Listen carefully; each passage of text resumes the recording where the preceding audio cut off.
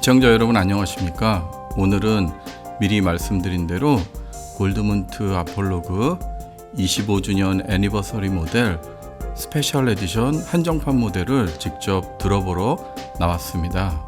골드문트의 고향 스위스는 2021년 기준 1인당 GDP 93,000달러로 룩셈부르크 아일랜드에 이어 세계 3위의 부국입니다.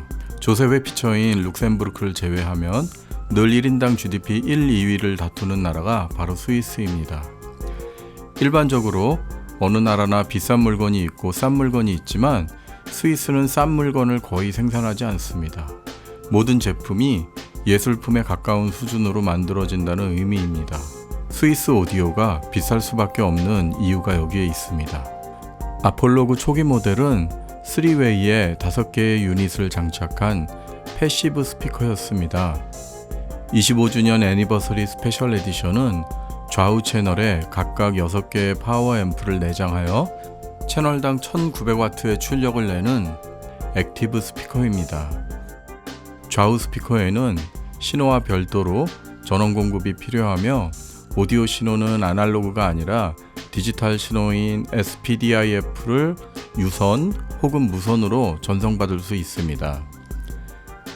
디지털로 입력된 신호는 스피커에 내장된 진폭과 위상을 보정하는 DSP를 거쳐 가장 자연스러운 주파수 응답으로 재생됩니다. 스피커에 사용된 유닛은 다음과 같습니다. 13kHz에서 30kHz의 초고역을 담당하며 300W 앰프를 가진 한 개의 도명 슈퍼 트위터, 2.4kHz에서 13kHz의 고역을 담당하며 역시 300W 앰프를 가진 돔 트위터, 200Hz에서 2.4kHz의 중역을 담당하며 역시 300W 앰프를 가진 2개의 7인치 미드레인지, 그리고 24Hz에서 225Hz의 저역을 담당하며 350W의 앰프를 가진 2개의 12인치 우퍼로 구성되어 있습니다. 5개로 분리된 개별 인클로저는 골드문트에서 모든 제품에 적용하고 있는 진동 제어 기술인 메커니컬 그라운드 시스템이 적용되었습니다. 소리가 날 때 스피커의 유닛은 필연적으로 진동을 하게 되는데 스피커 업체마다 이 진동을 제어하기 위해 여러 가지 방법을 사용합니다.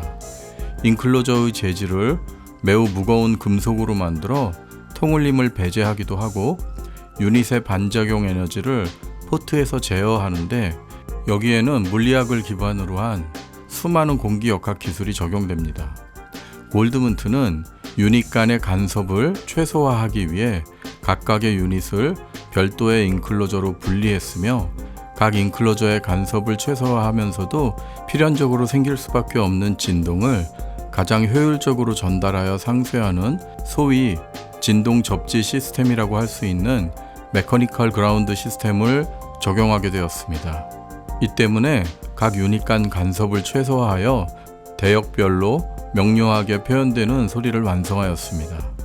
아폴로그 애니버서리는 넓이 850mm, 높이 1850mm, 깊이 1200mm의 사이즈를 가지고 있습니다. 1987년 생산된 오리지널 아폴로그와 똑같은 모양의 거의 동일한 크기인데 높이는 변화가 없고 넓이가 10mm, 깊이가 50mm 커졌습니다.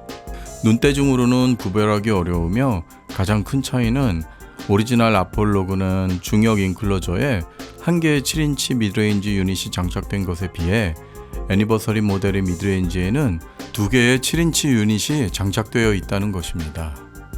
한국 성인 남성의 평균보다 큰 185cm의 키에 5개로 분리된 개별 인클로저에서 내뿜는 소리는 넓은 공간감을 표현합니다.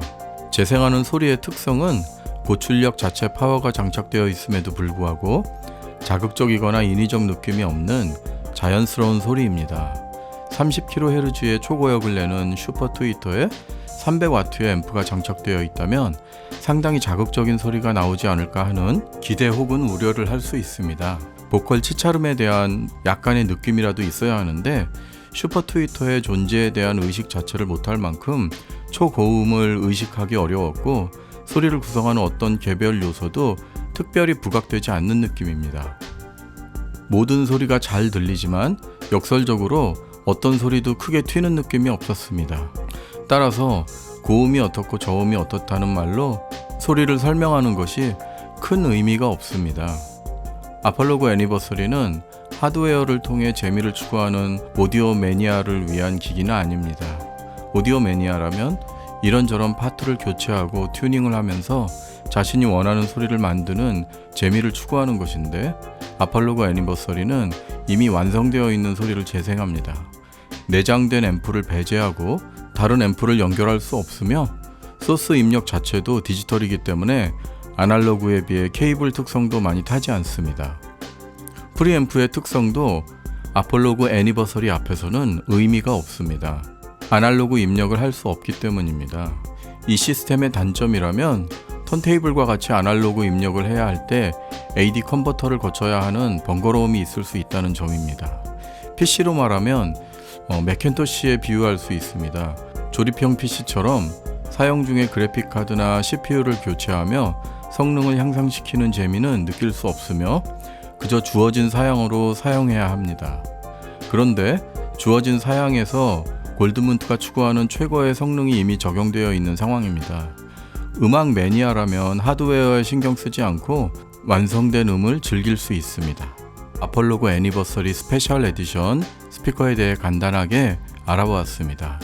이 스피커의 소리를 직접 녹음하여 제작한 청음 영상도 조만간 올릴 예정이니 많이 기대하여 주시기 바랍니다. 감사합니다.